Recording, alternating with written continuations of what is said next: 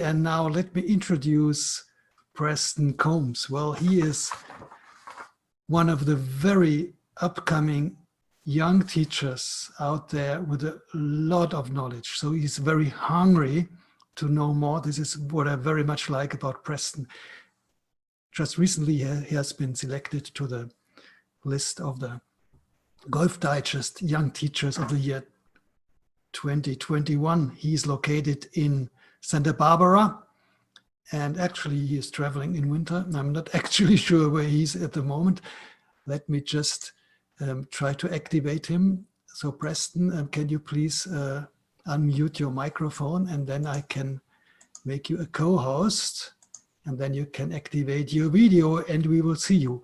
And we are, okay, Preston, thank you very much that you help us to get more insight in what could be done in a SAM studio. So I hand over to you. If you need help, please cry out loud and or shout out loud and to me, but now it's all up to you.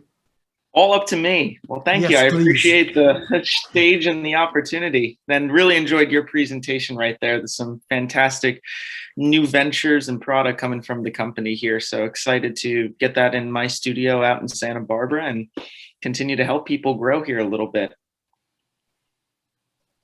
Let's see here. And we're going to go to a screen share and get the presentation rolling here with... There we go. Christian, can you see the presentation? Yes. So if everything is just not as expected, I will let you know. Okay, fantastic. Super. Well, I want to thank everybody that's taken the time to tune in here for this weekday afternoon to share a little bit of the information for how I'm implementing SAM Sports' new ball tracker technology, specifically with break putt training in my day-to-day sessions. I think there's a tremendous opportunity to solve a part of the game that most players haven't quite connected to just yet. Christian spoke a lot about it during his presentation for helping players understand how and why a putt breaks and being able to provide tangible feedback. So in this presentation here, we'll talk a little bit about my coaching philosophy as it pertains to solving breaking putts for players, some things that I look out for, and at the end of the presentation, some questions if anybody wants to know a little bit more about how they can apply this information with their own coaching. So again, thank you, Christian. And without further ado, let's get started by taking a peek of a little look inside the Santa Barbara studio, and hopefully with a duplicate scenario out in the Orlando area in the coming months here. Very excited to have a couple of places to be able to go and share this wonderful information with people through the technology. And for us, an overview of the stuff that looks cool and why are we here today. I think in the last presentation, Christian has shed some light on the ball tracker system, this overhead camera that's going to be measuring breaking putts.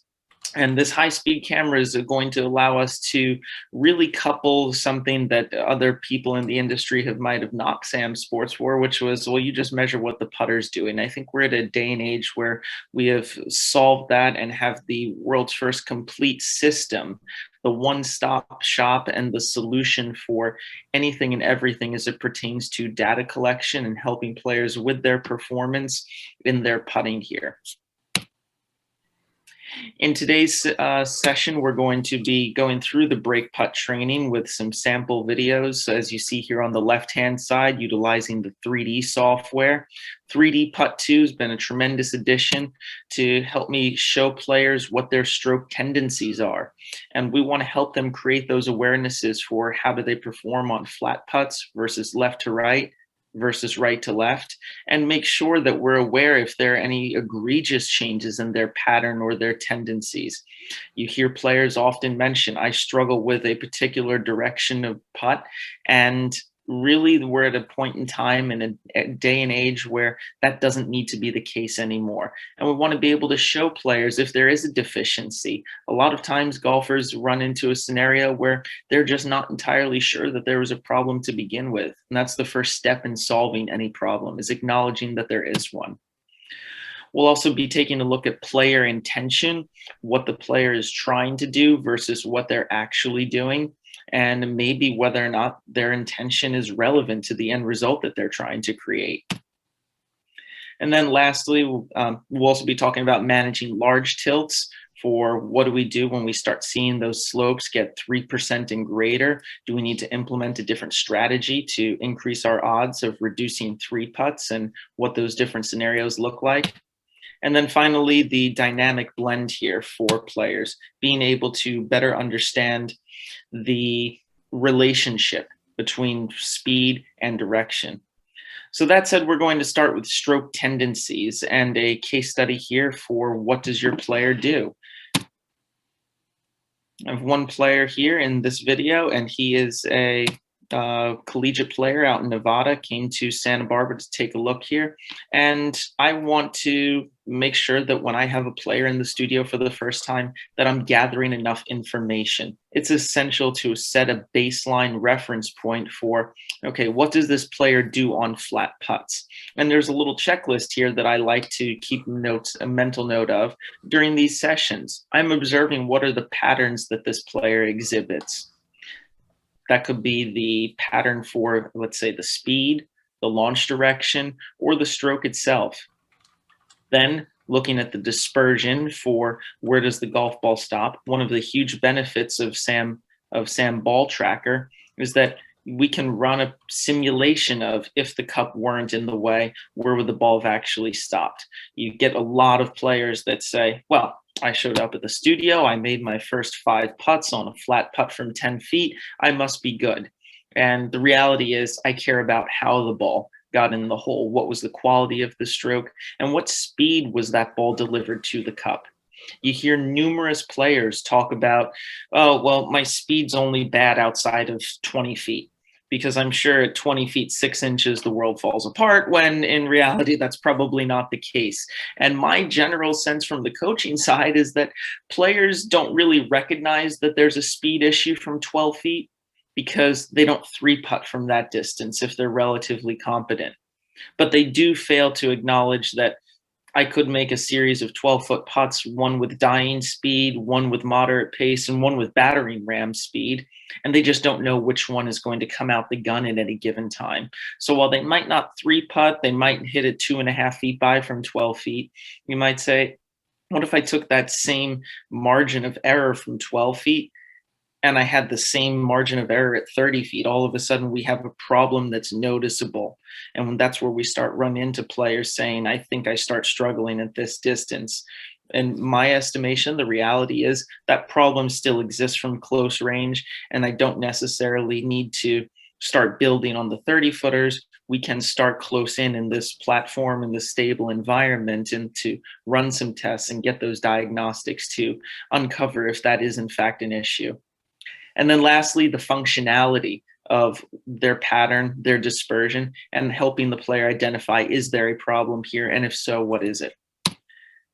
So in the case of our mystery player here, we're taking a look at the break training page for the flat putts. I think it's important for us to note that this is where I'm going to start looking at the pattern. The bar graphs at the bottom talking about the relative direction. What direction are we generally starting the golf ball to our 0 line or the center of the cup? And then the relative speed. You'll see the yellow bar running across the middle of the page. That's a projected path of the putt, and we would like to expect most of the golf balls to stop at the very end of that on our flat putts here.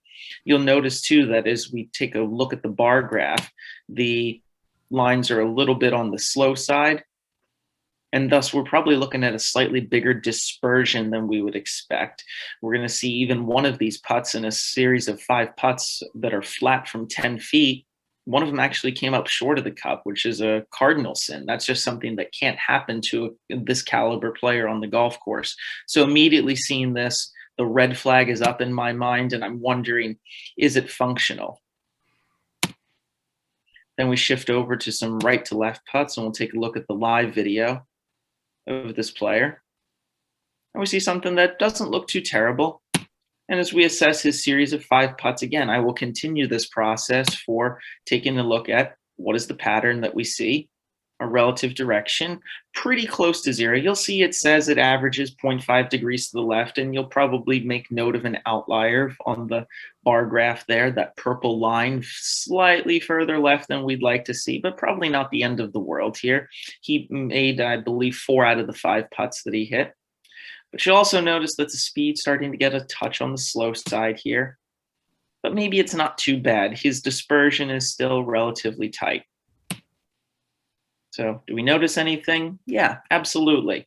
But I don't make judgments just yet. I'm still gathering information. And as players ask me, why do you take so long? Why are the first sessions 3 hours in length? It's because it takes time to gather information and make a proper diagnosis. We don't want to jump right in there and say, oh, here's the problem, let's go solve this, because we might not be looking in the right place. We might jump to a conclusion that could help the day of, but might inhibit the coaching process and the player's performance 3 months, 6 months down the road. It's important to make sure that we're laying a solid foundation here.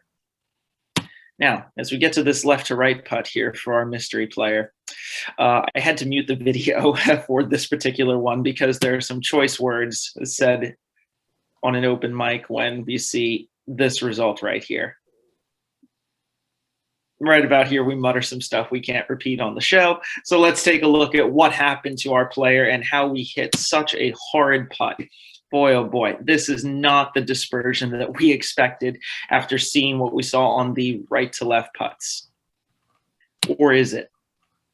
Because that pattern of that slow delivery speed immediately jumps off the page at me. In fact, when we look at this, 3 of these 5 putts that he hit come up woefully short, more than a foot short of the cup from 10 feet. Nothing even got close to the high side as it rolled past the cup. Now you might look at that and you say, wow, that's part of a horrific dispersion. It's massive. But when you take a look at the relative direction, we notice that it's actually to the left. It's on the high side of this left to right putt. And you think, well, how can that be? He's missing it low, but he's starting it high. And it goes back to why we need to make sure that we understand, is this player functional? And he's not. And as we start digging through these right to left and left to right putts, we're able to identify that as he gets on putts that start tilting more, he's trying to slow down his delivery speed. And he gets away with it on the right to lefters. But then as we start getting on left to right, something that he goes, this is the putt I really struggle with. I'll tell you, in that raw footage before he hit that first putt, he backed off at 2 separate occasions and goes, this is why I'm here. I get over this and I don't feel like I can get the ball started on line. But solving why for that player, he knows he misses left to right. The solution isn't to drill. It isn't to go practice more. It's to uncover what is the problem in this scenario for him. And his ultimate recognition was that, well, I keep missing putts low, so I'm going to aim higher and higher, or in the case of left to right putts, further and further left. He's aiming so far left that he can't hit the ball soft enough in order to get it to curve back to the hole. As Christian mentioned, the banana in the last presentation, the very top and highest possible line you could hit the ball on and expect it to drop in the front edge of the cup, he's outside of that. So there's no physical way for him to make the putt. He's trying to fix his problem, and his efforts to fix the problem are making it worse. So rather than be stuck in this dark abyss, we want to shed light on incompetency and do so politely, of course. In the case of this player, maybe a couple of choice words for, wow, that's really bad. But then we need to provide them solutions. Again, players might or might not recognize that there's a problem with their putting, a particular break, their approach. And we just want to make sure that we can define that for them, have tangible proof of improvement for what we need to do differently. So as we go to provide solutions for players, we need to ask, what can you do tomorrow as a coach in order to help them? We need to identify why that pattern exists. So as you see the purple line pop up on the left side of the screen here in our picture, you'll see that for this 2% left to right putt, the player has selected a start line significantly higher than the likely recommended 6.7 degrees left that he should aim of the cup, or about a foot of break on this green speed. And as we go through that process, we're also trying to create a visual for him. Those red dots there represent where he laid down markers indicating, here's what I'm expecting the ball to do.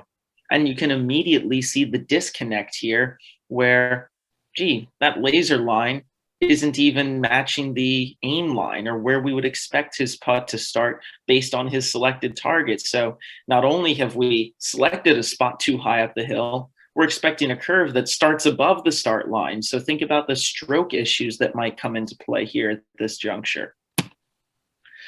So all of this said, we need to offer a functional solution for the player. There was a lot more to this session than, hey, gee, you got to play less break here on these left to righters. You can't say just that because there are clearly some other issues in play. We had some setup things that didn't allow him to feel like he could get the ball started online on left to right putts. So we had to address that issue.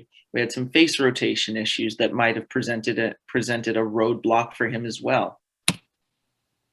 And I think when we look at that, we start taking that information and saying, wow, if I don't assess this properly, if I can't look at the pattern, the dispersion, and the functionality of it, then I immediately run into an issue for the next step of a scenario that we're going to look at here, which is a player's intention versus the reality, and figuring out why your player does this.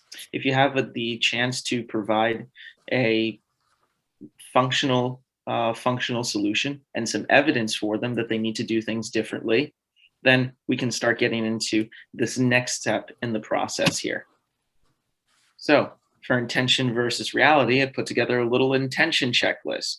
We want to go through the player's process. What is it that they're trying to do? How do they do it?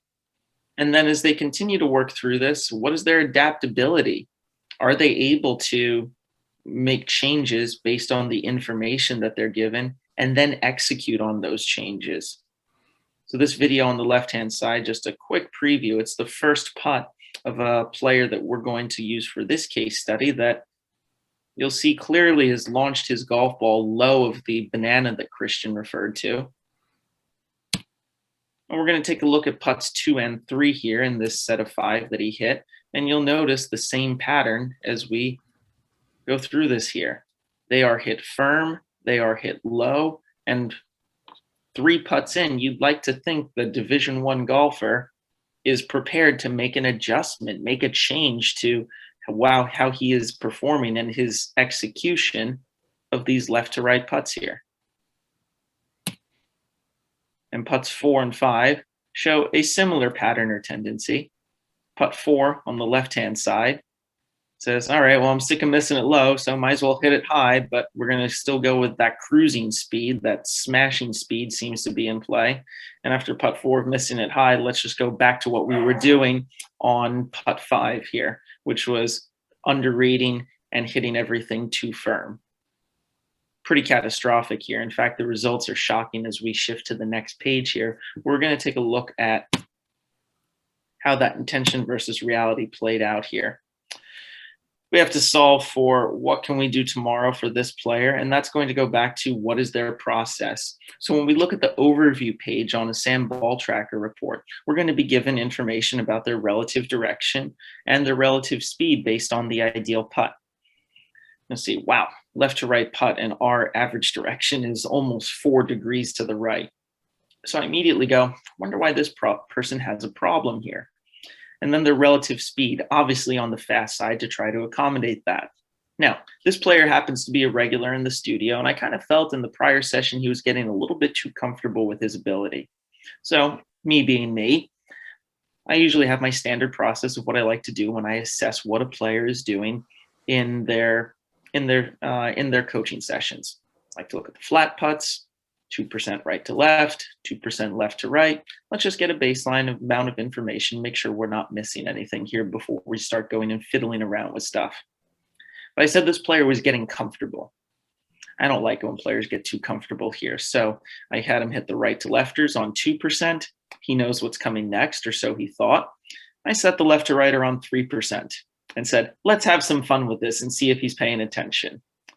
Clearly, by these results here, he is not adapting and he is not paying attention, which is how you get a dispersion that is smashed all over the place and no chance that any of these putts go in. In fact, the one blue line where you see the ball roll over top of the cup spits out of the low edge of the cup pretty hard on the raw footage video. So we're looking at this strategy that this player has employed, and we're going, none of this is working out the way it's supposed to.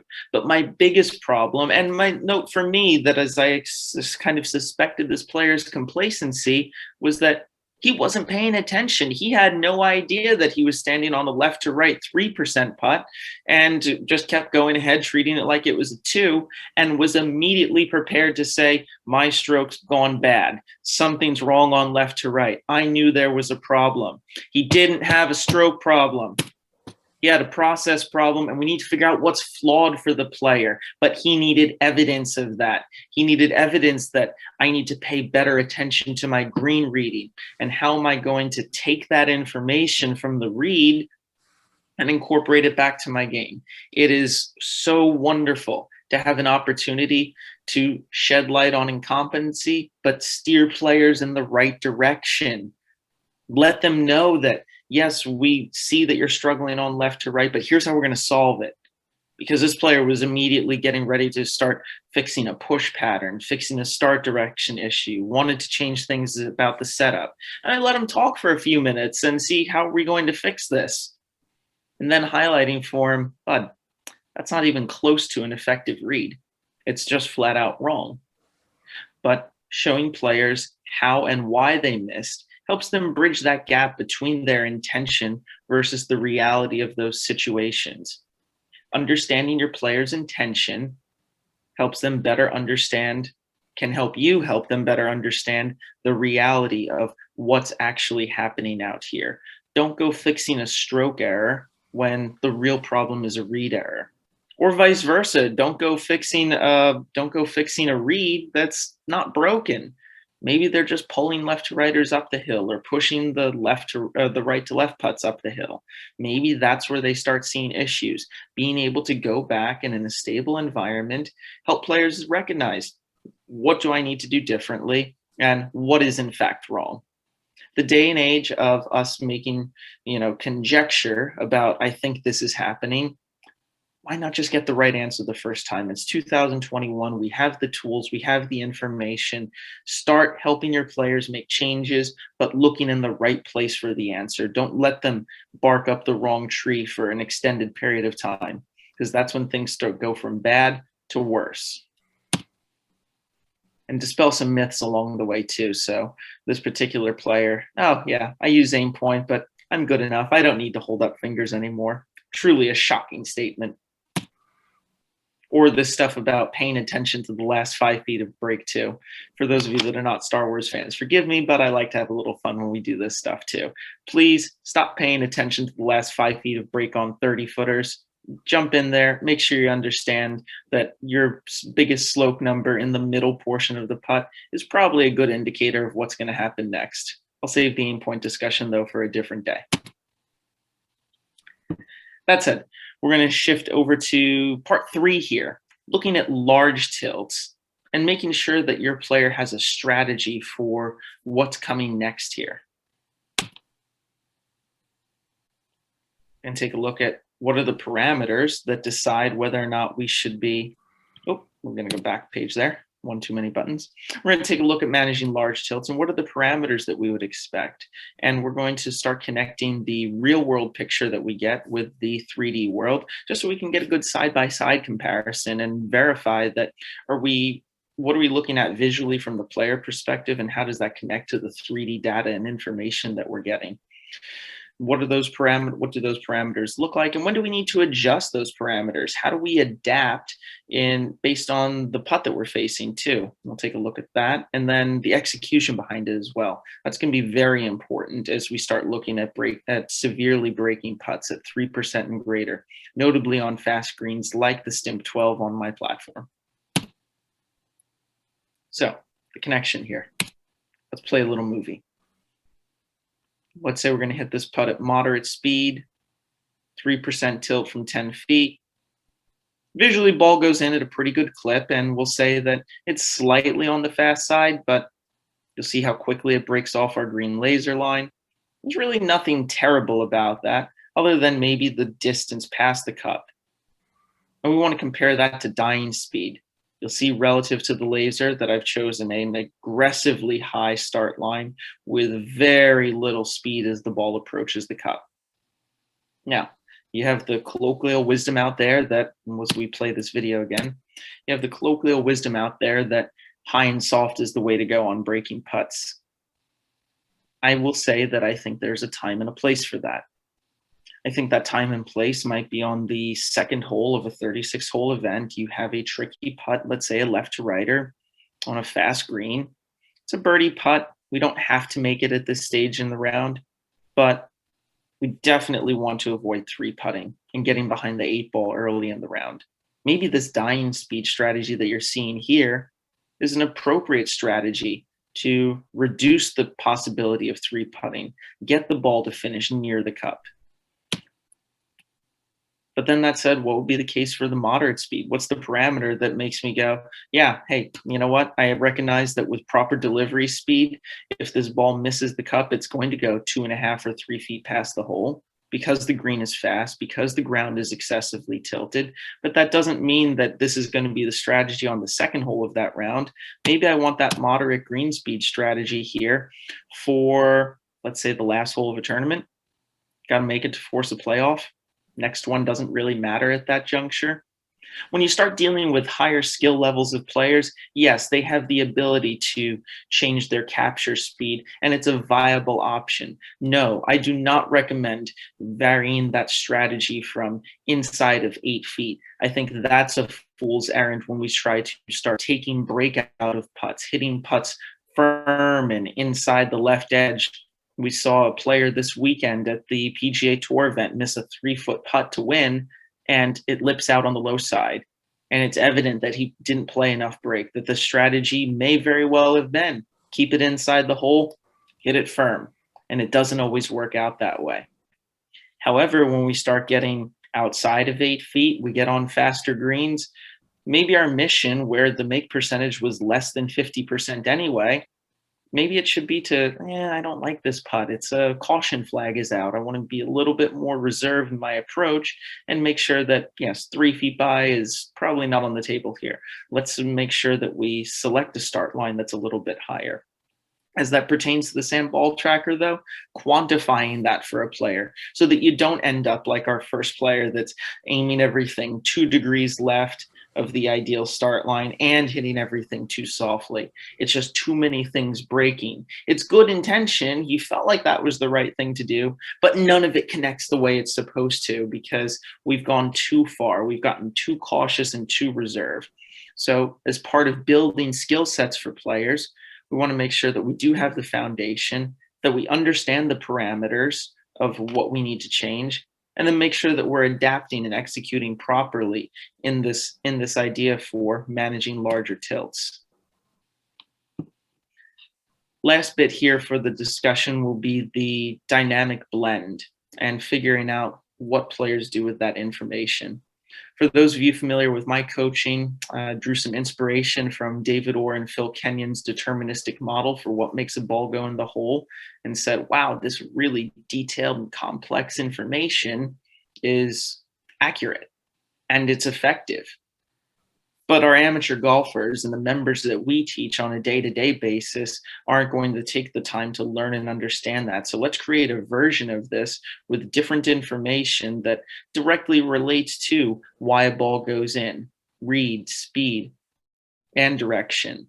And making sure that when we start talking about this dynamic blend, that we recognize the players need to incorporate all 3 of those at some level. And SAM Ball Tracker is going to give us the opportunity to start quantifying what are the relationships between all those pieces. So for example, here we have our first player up. We're going to hit a right to left putt, and we'll take a listen in on the audio here. Low. We'll get to that.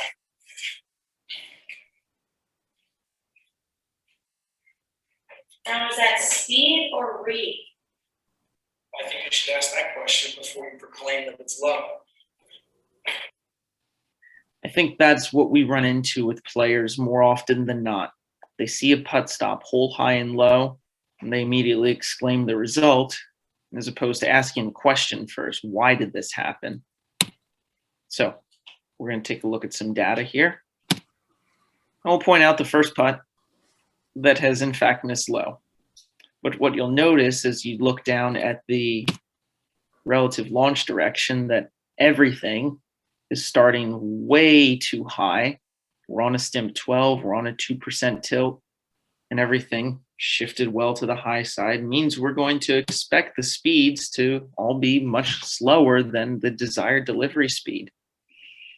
So yes, the putt missed low, but what are we going to do to solve this problem for this player? Let's create a recognition of how and why this happened. So after we discuss some theory about aim point and make sure that, hey, there's a better strategy for how you're calibrating for green speed, making sure that we're not selecting an initial target that's too high. If you'll notice, maybe a little bit more than halfway to the cup, there's a yellow dot right about there on the platform. And we want to talk about some of the visualization strategies for this player. Again, some great information that my mentor, David Orr, provided as far as targeting preferences go that really helps me connect for the player. Why were we struggling to begin with? It can't always be just, hey, I think I played a little bit too much break there, that I just had my arm bent too much and selected an initial target that's too far up the hill. I want to point out too, it's like, what is the picture that we're trying to extrapolate from all of this? Think back to our first player where we placed the markers down to identify how does he see this putt breaking? What is the expectation for where the ball's going over the front edge of the cup? And then being able to quantify that, having some proof of improvement so that we can demonstrate, while they're not all perfect, at least we're getting our average start line, our relative launch direction closer to zero, making sure that we're not launching everything very high of the target. In fact, I think that number averages 1 degree left because we do have a couple of misses that are a little bit on the low side, but we don't have anything that's egregious anymore. We don't have a baseline of how are we going to hit these right to left putts that's so far away from the normal deviation that we run into problems here. We'll also see that as we take a look at the actual putt here. No, not the actual putt. Taking a look at a closer look at that data, that the relative launch direction originally too far to the right. We see in the distance control category here some great information as it pertains to the variation coefficient, a metric that's kind of explaining to me as the coach, how's the person's ability to manage their ball speed, that delivery speed. I'm noticing that threshold's probably right around 4%, and the absolute masters of speed control in this environment get that number down to 2.5% in some cases. I think a reasonable expectation would be right around 4. And you see for our players session here, again, marked improvement, getting away from 4 degrees right for launch all the way down to 1 degree left, and then making sure that we have at least a manageable speed control, making sure that we can capture that delivery speed time and time again. So when we see that percentage for the variation coefficient start to go down, I have proof of improvement. I can let this player know with certainty that we're moving in the right direction here. But knowing what to look for in order to solve these numbers was a big part of this, and wonderful for her to see in a side-by-side here with the 3D putt data. Where were we before? Where were we after? Being able to look at these and say, all right, this is moving in the right direction. This is something that I would like to see on a regular basis from the player. We know what we don't want on the left-hand side with high launch and low speed versus good launch and good speed. Being able to couple these pieces together really helps us be able to verify that we are looking in the right places for the player.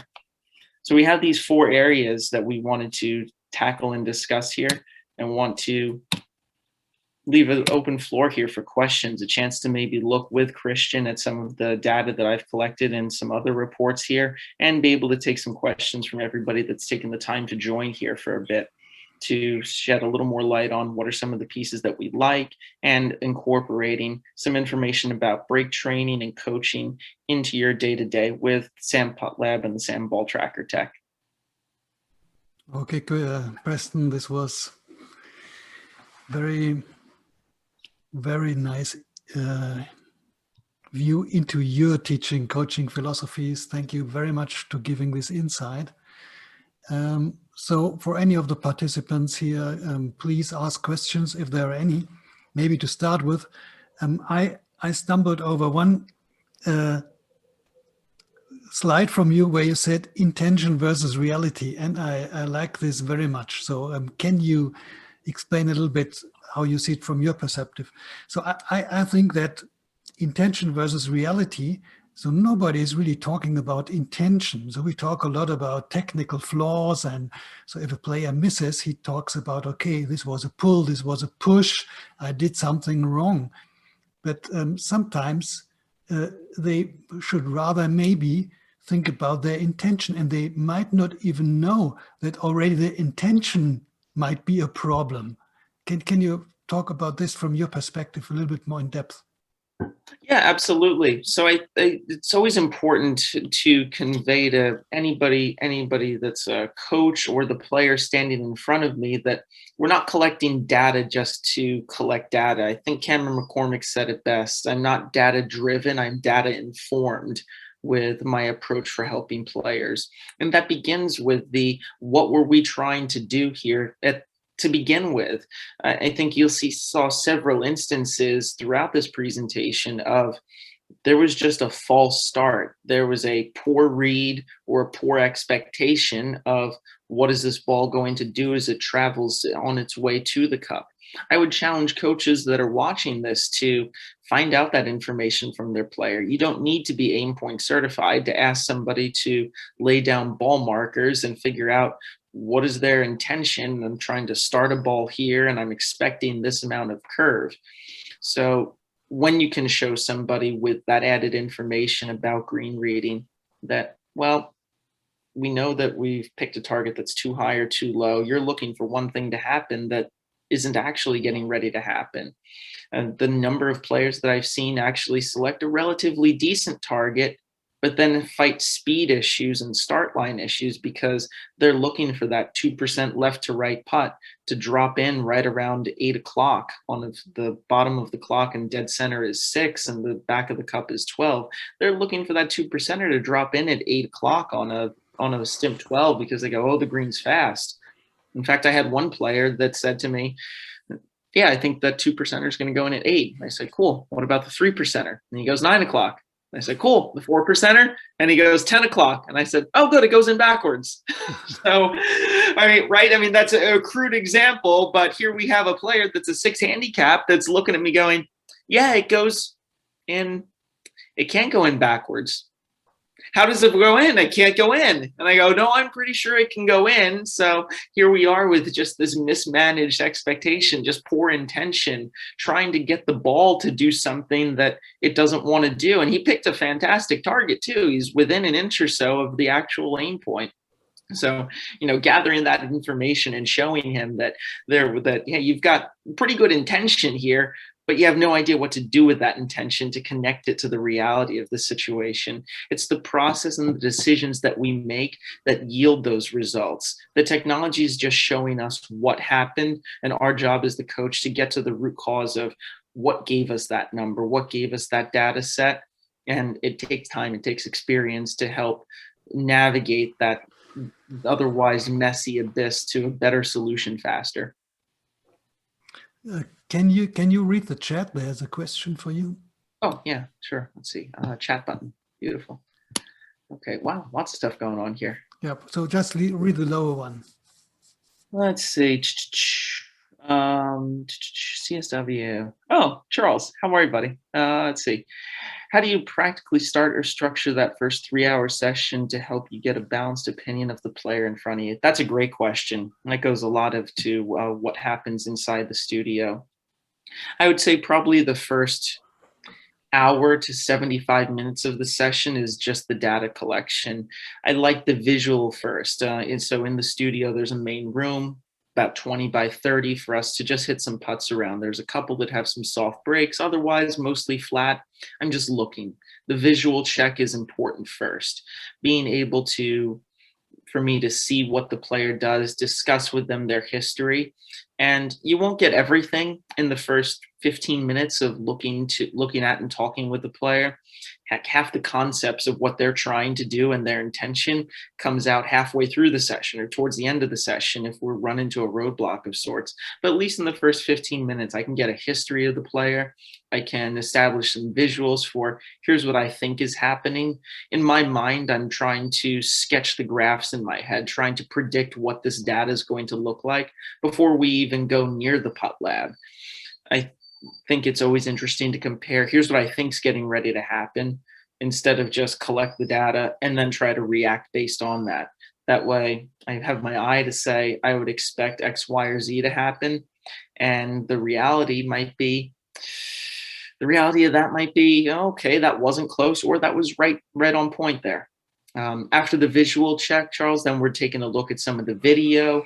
Want to get a visual reference, being able to set those baselines of what the movement pattern is for the player, getting ready to incorporate the SAM video and getting the side-by-side software up there for somebody so that they can see here's the real world versus the 3D rendering, and getting those coupled. I think that's really important for players. And then after that, we're getting into some use of the PuttLab, getting the data collection on the flat putts, right to left, left to right, asking them questions about their green reading throughout that process that has certainly some surprising answers, and really an opportunity to get a feel for how they react from putt to putt throughout that process. It's lengthy, it's in depth, and I think I owe it to anybody that's standing in front of me to be thorough in the gathering of that information before jumping into, here's the problem right here. It's just, there's so much going on that you can't go down that road with that approach. It's shallow, it's abrupt, and you might make it better today, but honestly, how lasting is that at that juncture? So yeah, that's just a little bit of the insight. People always ask me, what are we going to do in the session? And the honest answer is, I don't know. I'm going to take that process, gather my information, and see what we come up with. It could be, it is likely setup, likely stroke, and trying to piece it all together from there. So I think that, yeah, I think that that's some insight to it, and everyone's different. I think that's why it's fun to be able to spend that amount of time with somebody. They've made the commitment to, I'm here because I need to putt better and differently, and feel like there's a guided pathway and a process for doing that. And the PuttLab technology just helps me do that with beyond a shadow of a doubt that we've made steps in the right direction.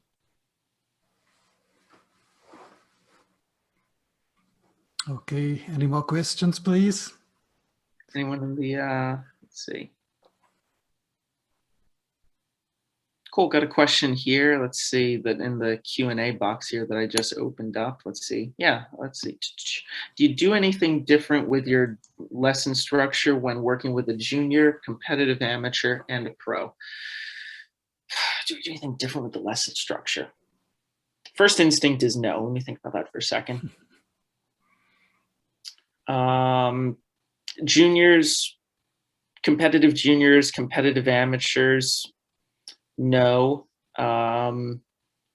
Pros, no, unless they are spending the weekend, which I encourage professionals to do, actually, because yes, we can. All right, so here's the thing, Briggs. I'm going to make sure that if I never see somebody again after this first half-day session, that they're at least on the right track and they can perform better. Rule 1, do no harm. Rule 2, path of least resistance. The process as it's happening, when you write it out, is no different. The delivery is going to be different if I have a 13-year-old versus a 42-year-old former mid-am champ, right? It's just the dialogue will be a little bit different, but the process and the structure will still be retained. The professionals that say, yeah, I'm invested enough in my game to know that I could make it better in 3 hours, but it's likely if I'm going to fly across the country to a studio, I don't want to spend just the 3 hours. I want the opportunity to gather the information, have him see me on the golf course for 18 holes, because there will be scenarios that pop up, stuff we run into out there. Then be able to head back to the studio, start working on some of the changes, sleep on those changes, and then come back and continue to build the steps in that process on the second day. You know, that's the direction I would encourage players to take, because it's got value, right? And that's the hardest part about all of this, is the understanding that there needs to be a long-term commitment. We don't work on our full swing with our full swing coach, you know, once a month or once every 3 or 4 months. But for putting, we're happy to do the same thing. But there's just such a high volume of information and a lot of subtleties that need to be addressed and managed over time, that I think it's important to take that deeper dive and go through that understanding of those pieces there. So the short answer for the question, the structure is no different, and at the highest level for professional golf, it should be more in depth rather than shorter. And I just want to dip my toes in the water. Okay, by that way, I recognize there was another question by Wayne, which I missed. Can you use floor in studio, and does projection map floor to break? So actually, we do not map the floor, but we can handle any tilting surface if it's a planar surface. So you once need to teach our system about the actual slope of a specific surface, so we can use kind of static tilting surfaces. This is not a problem, but actually we do not map the floor for multiple breaks or double breaks. This is not yet in. Maybe in the future we'd come up with something like that. And let's see, how much slope wood can the platform and SAM software modeler predict?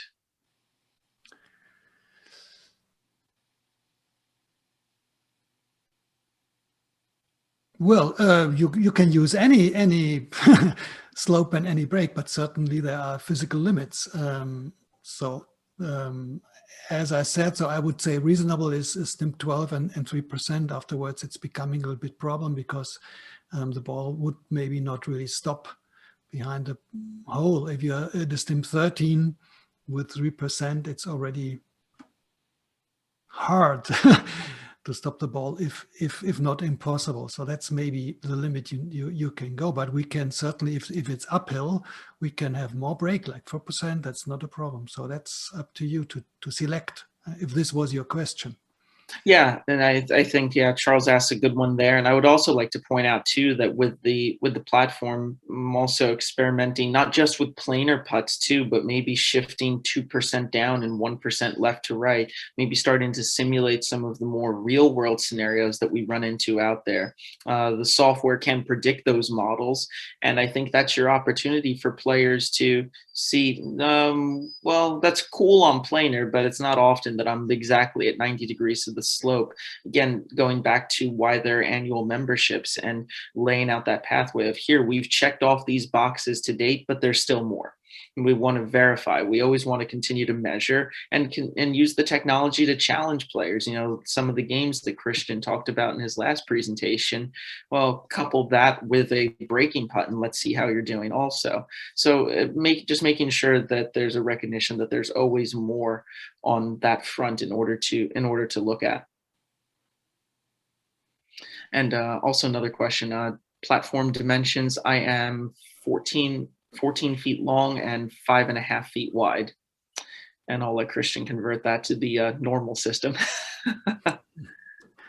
Well, in German meter metrics, it would be 14 is a little bit less than 4 meters, huh? Yeah, I think, I think 2 meters by 4 meters is probably safe.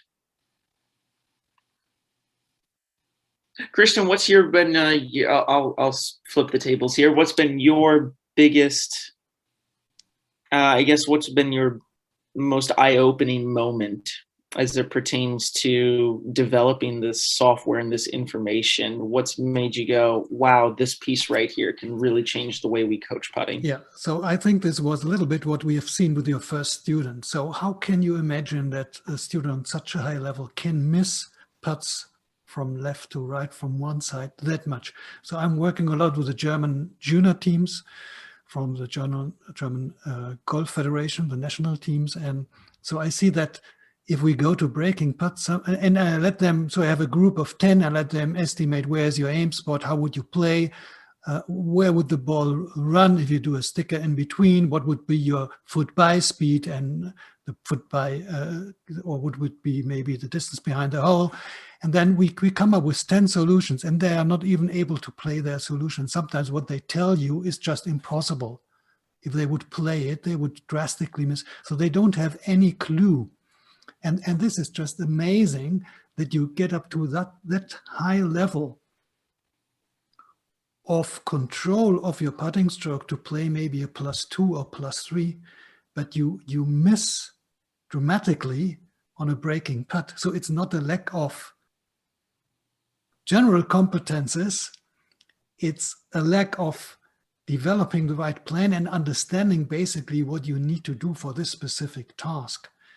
So, and this was an eye-opener to me to say, well, we need to have much more information basically on what they do if it starts breaking. And certainly PuttLab, as we started on straight putts, for the general pattern, this is all good, but we miss this part, which is becoming more important if you're out on the course, and this is where it starts breaking and where you need to match your perception, your intention to reality, what you exactly outlined. And this is where I think we can bring in now much more objective feedback to really understand what's going on. So I think this is kind of a huge step forward. Objectivity, I think, is a great word there too, that more coaches should be open to. I think we get sometimes a little bit too wrapped up in the trying to not make people feel as bad. Honestly, when somebody comes into the studio, it's for my opinion, and I don't do anybody any favors by sugarcoating it. Just, no, this is bad.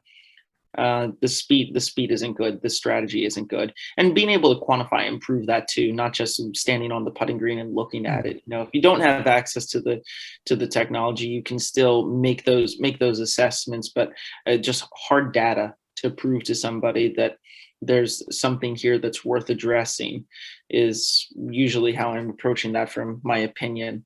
And, you know, as we take a look at the possibilities for players, David does a wonderful job talking about how players aim their stroke. And I think these couple of examples right here are players aiming their speed. They have a perception of, here's how the ball is supposed to be delivered to the cup, here's how it's supposed to roll over the edge. And in turn, they're trying to aim not their stroke, they're aiming based on their speed, their perception of that. So they're not fighting a launch direction issue necessarily. They can get it started in the window they're looking. They're just they're battling I'm trying to aim a speed and a delivery speed that's just not functional at some point.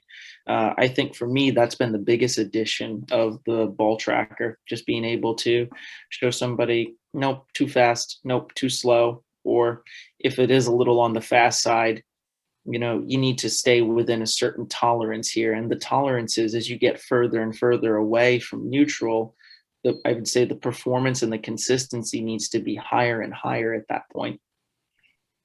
Yes, and then maybe if I can add that from my experience now, what we have seen so far, it is amazing how it is confirmed that speed is so much more important than aim. So we see that if you don't get the speed right, you have no chance. But if you get the aim wrong inside of a specific range, you can still find a solution.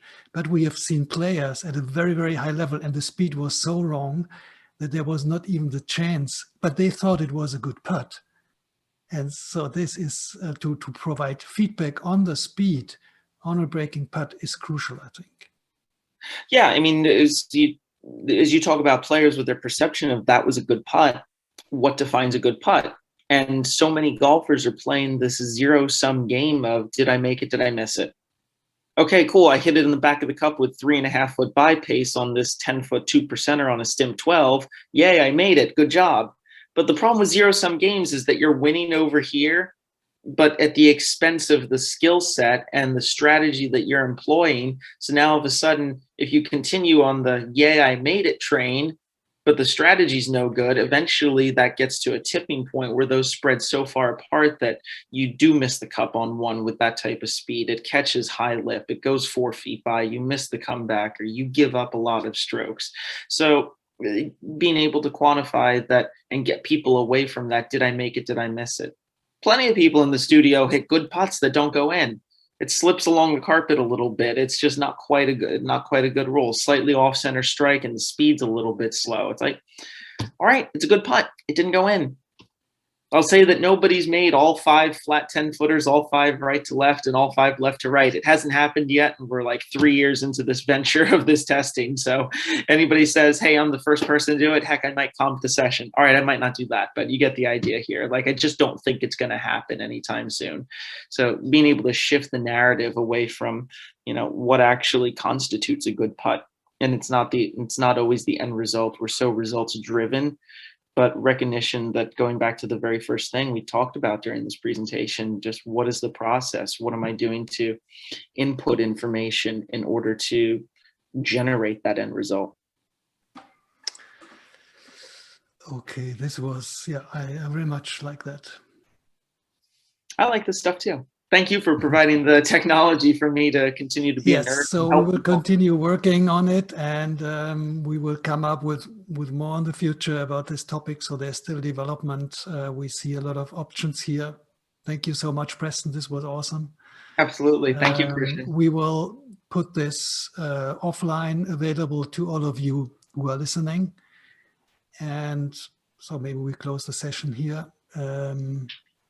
Seems there are no more questions. I hope you liked it. More will come in the future. We will put Preston again onto the screen if possible. And all the best. If there are any more questions, you can write us certainly mails and answer for questions also via mail. And thanks so much. Bye-bye. Hope to see you in person soon again. And Preston, hopefully we can meet again also. But at this time, we need to wait a little bit more. So thank you all of you, and stay healthy. Bye-bye. Thank you. Not if, but when. See you soon.